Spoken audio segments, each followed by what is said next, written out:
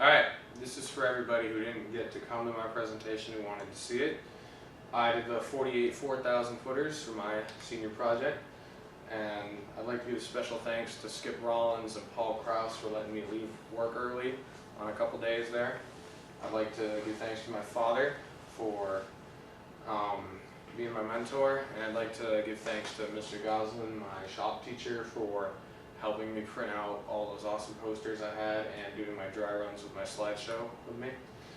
So why would I want to do the highest 48 peaks for my senior project? Well, first of all, it's something that's very challenging, and that's what I wanted, one of the aspects to be in my senior project, something that wouldn't be easy to do, something that would give me a really good sense of accomplishment when I was done with it, something that would be worth remembering in the years to come, and something that would get me in better shape so that I could be physically fit, and something that would stand out to other people.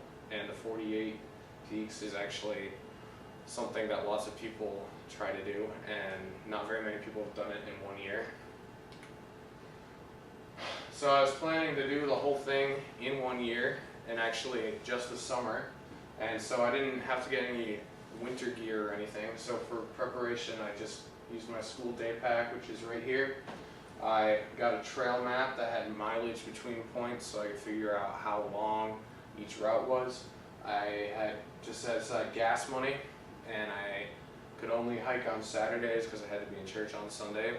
I actually hiked on one Sunday, and I was allowed out of work on Friday early once, but besides that it was all Saturdays.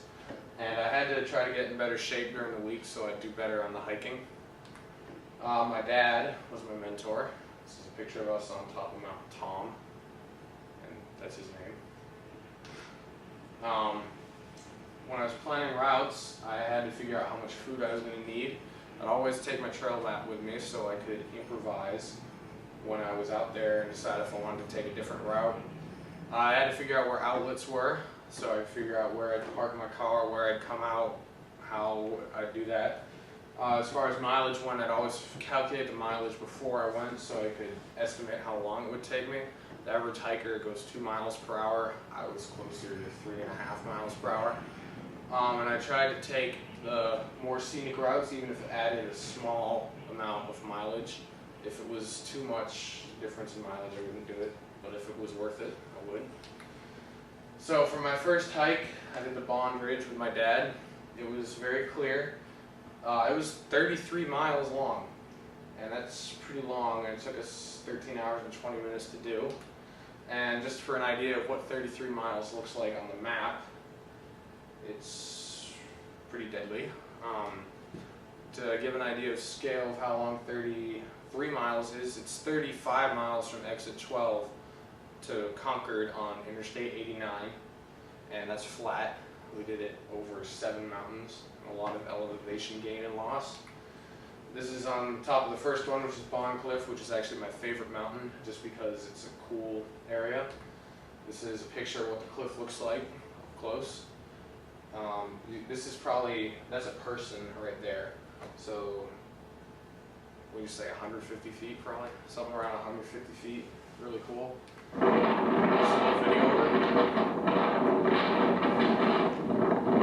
This is Franconia Ridge right here. All this. This is me on top of Mount Guyot, which is the first mountain that I climbed that didn't count on the 4,000 footer list. And the thing that's really a bummer about Mount Guyot is that it's 4,000 feet tall. There were 6 mountains that I climbed that didn't count that were 4,000 feet tall, and the reason is because there wasn't enough elevation gain.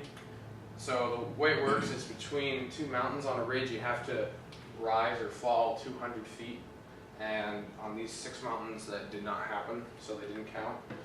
On top of each mountain I had this little notebook, and I'd just write what time I got up there so I could use that for my senior project journal.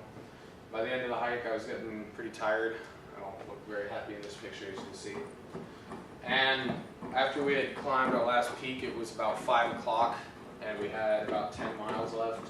So we decided to run most of that, which was, I guess, fighting fire with fire, that idea, and I guess it makes sense, but we were pretty tired after doing that.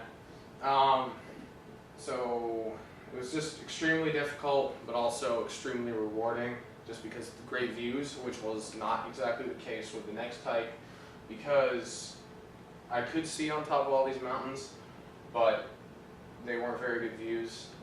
This was only 23 miles, yeah, only, but compared to the last one, it wasn't that bad. I was in the Sandwich Range, which is probably other than the Pilot and Pliny ranges, it's probably the least scenic area. It's just a lot of dead trees all over the place, you can't see much. One with my friend Josh Drummond, and this is on top of it, and as you can see, there's only a small area you can see a view from. So on that hike, I just realized there were very few good views, and it seemed a lot longer because of that. This hike was the only one I went on by myself, and it was the first time that I had a mountain that I didn't see anything from, and that was Hancock and East Osceola. They were completely worthless mountains. Here's one picture of it.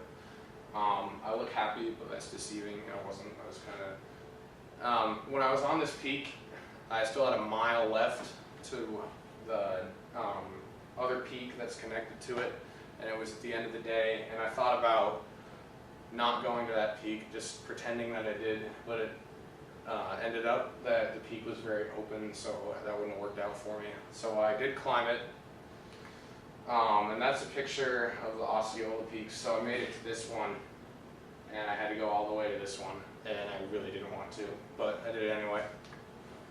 Mount Washington is the tallest mountain on the northeast, and I thought it would be cool to end with a bang and end with Mount Washington. But I didn't do that because my sister was home from college that week and she'd never done it before, so I did it with her. I don't know if anyone who's watching this video has been top Mount Washington, but it's a city up there. There's a lot of, you can see a road right here, cars coming up. There's a railway. It's not that natural. But around Mount Washington, it is beautiful. You can see forever because there's no trees. Lots of rock and grass and no tree line, as you can see throughout all these pictures. Beautiful, beautiful ridge. This is Franconia Ridge right here. And this is just a little video of what it looks like. Wait, it means it's cold?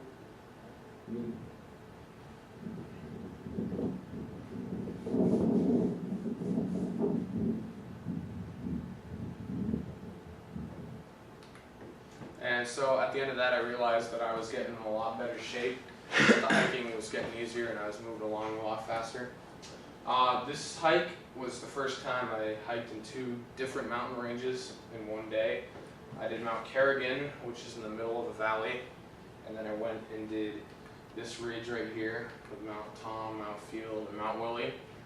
And this was also the first hike I hitchhiked on with my dad. We hitchhiked this part of the road back to the parking lot. This is me on top of Mount Kerrigan. This actually wouldn't be a good view unless there was that platform that was up there. The platform is above me in this picture. This is going up Mount Tom, reading my map. And this is on the end of the Willie Range on Mount Willie overlooking Crawford Notch, which is one of the most famous areas in the White Mountains. And this is Webster Cliff, which overlooks Crawford Notch. Really nice. And this is headed down Mount Willie. This is where there were a lot of stupid wet rocks that we kept slipping on. And there's a river right there. I did the Wildcat Hike with my friends Joe and Mike. It was 22 miles long. This is Joe and Mike. And we camped next to a really cool waterfall. It's called Glen Ellis Falls. I wanted to jump off of it, but it's too high. So what we did with this hike is we decided to bring bikes, so we parked our truck where that red X is right there. And then we biked this 10-mile stretch of road all the way down to here, and we camped by that waterfall. And then the next day, we hiked across this 20-mile ridge, and we came out right by our truck, which was really nice, because then we just trucked down and picked the bikes up and went back and ate pizza at Pizza Hut and left. Very nice. Very windy day that day. This is Joe trying unsuccessfully to read the map. This is Carter Notch Hut, which is a pretty cool hut. It's got it's actually a bunch of huts, but these are little bunking huts you can stay in. And there's a hut within a 24-mile hike. They're all within a 24-mile hike away from each other, so you can take refuge if there's bad weather. I never did because it was about $120 a person a night, which is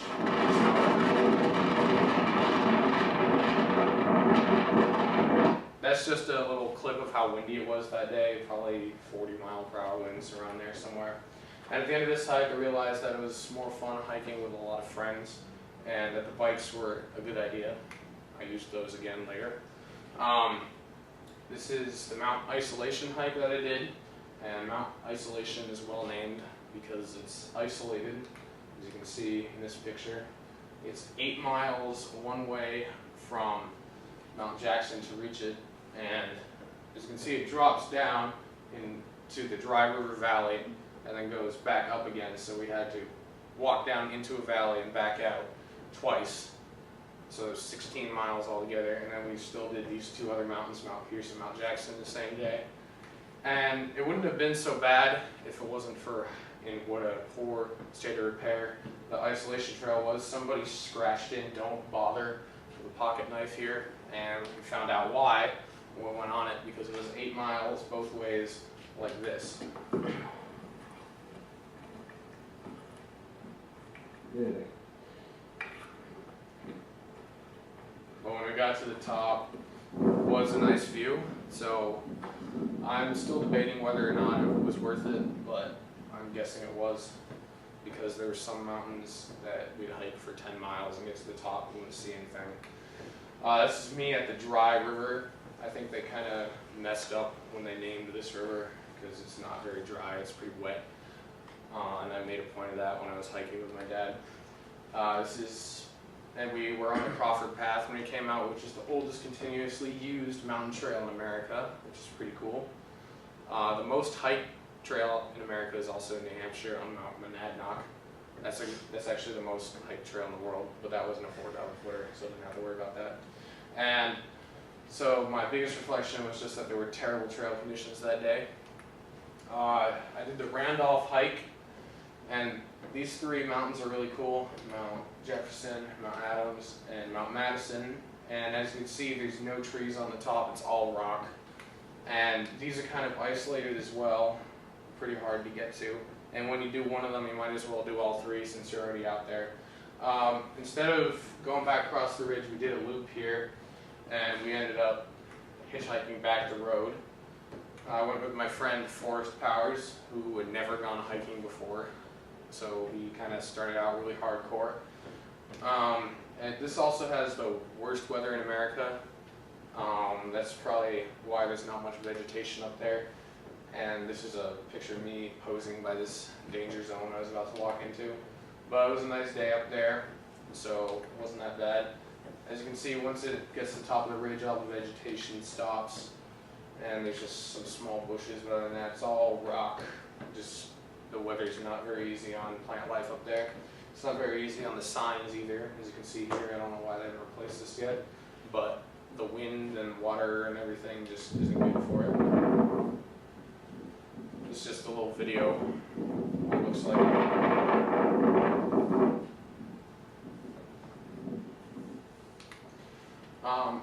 Franconia Ridge is probably the most famous ridge in the White Mountains. It's really cool. And we did 38 miles in 2 days. We decided we were going to try to do Owl's Head, which is the worst peak in the White Mountains. That's 4,000 feet tall at least. We decided we were going to try to do it in 4 hours, which is pretty close to impossible. Most people don't even do this in a day hike. They usually camp when they do it. So we came to this point and dropped our packs and then hiked up to Owl's Head. Unfortunately, the junction wasn't marked for Owl's Head, so we walked by it. And then we finally found it and we climbed it, and by the time we got up there, it was already 9:30 at night, so you can barely see me in this picture. And then we walked all the way back to camp, got lost, couldn't find the river crossing, and by the time we did make it back, it was about midnight, and we slept for about an hour, and that's when the unexpected happened. We got attacked by a bear. Jumped on our tent. It's like moved like a foot. It's a scientific proof that bears like gum. Check that out. Look at that. Pull that out, you get half a piece. That's pretty awesome. Bit a ton of our water bottles. Potato chips.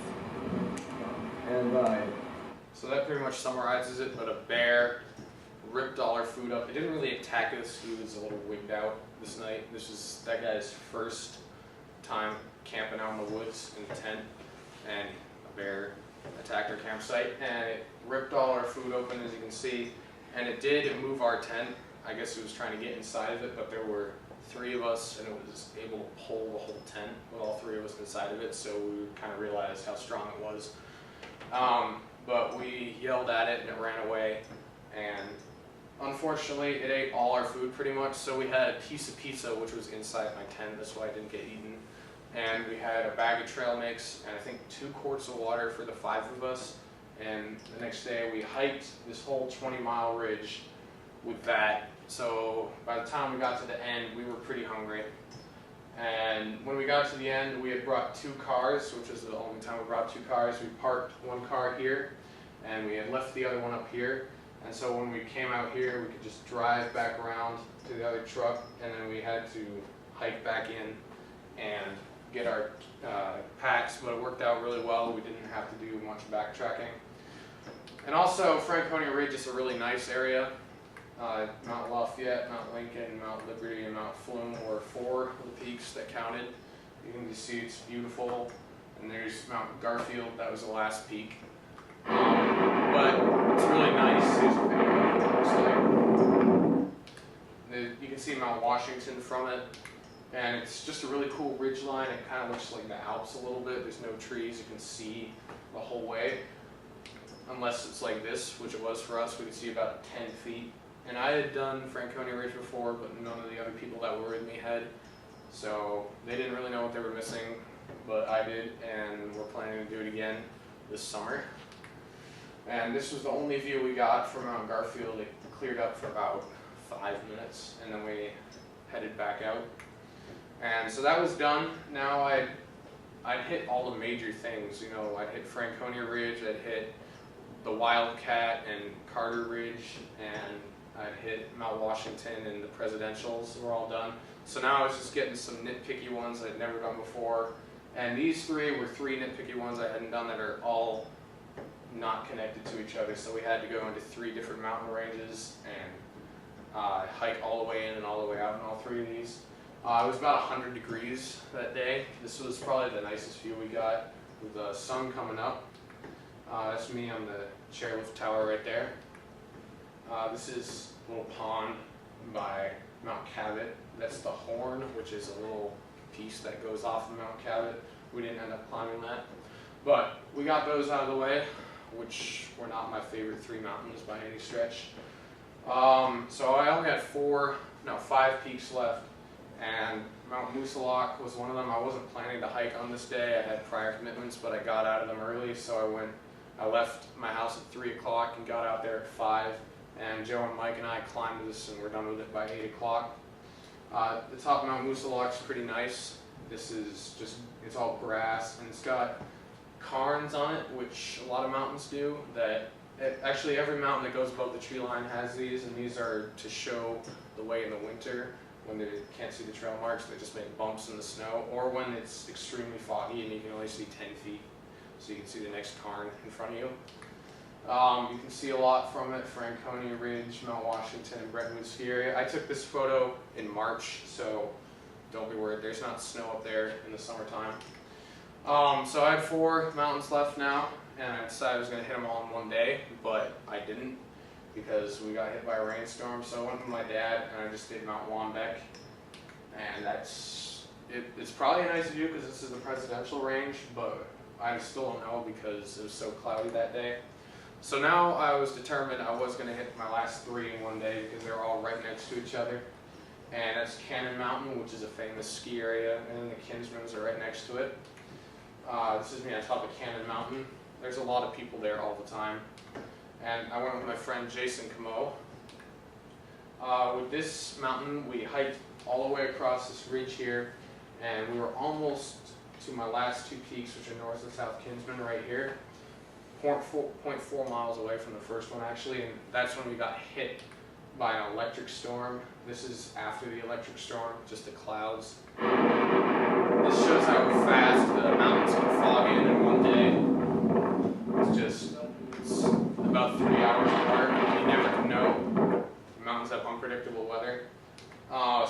right here at Kinsman Pond Shelter, and we decided we were going to try to stay in there for the night. It's actually a very nice shelter, but the temperature dropped after the rainstorm and we were wet, and we didn't have sleeping bags or food, so we decided it would be better just to head across the ridge again. So we decided to go all the way back across this ridge without climbing the mountains, and we were in a lightning storm. So we're out here. It's raining. Well, it's not raining as hard as it was before. There's no more lightning. And that was Hale. That was some more Hale. So yeah, it was pretty miserable, but we made it back to the truck, and then that night we drove around this road right here, and we slept in the truck at this trailhead. And when we were driving around, that was the most amazing lightning storm I'd ever seen. The sky lit up like crazy. It was really hard to find this because there was a sign that was about that big that pointed to where it was, and it was in the middle of the night. But we slept there, and then the next day we hiked up, and we were at the exact same place that we were the day before at Kinsman Pond Shelter, and my friend Jason started throwing up. So I left him in the pond shelter, being the good buddy that I was, and I went and I climbed my last 2 peaks. And I was done now, and I went back down and I helped Jason, and we ended up getting out of there all right. But when I was on top of my last peak, I realized I'd finished, and it was just kind of a surreal feeling because it's kind of like high school, one of those things you never think's going to end, but it does eventually.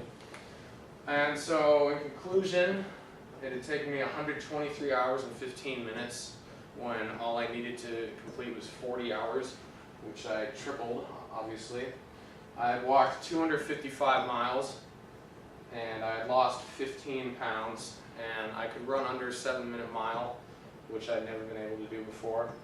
And I found my inner mountain man, and I decided I wanted to be a park ranger for a living just because I love being out in the mountains. And since then I've gone on lots of different hikes because I just love being out in the mountains, and I realize that's where my calling is. You know, I think they're the most beautiful thing that's on this earth, more beautiful than the ocean or anything. So that was it. Anybody have any questions?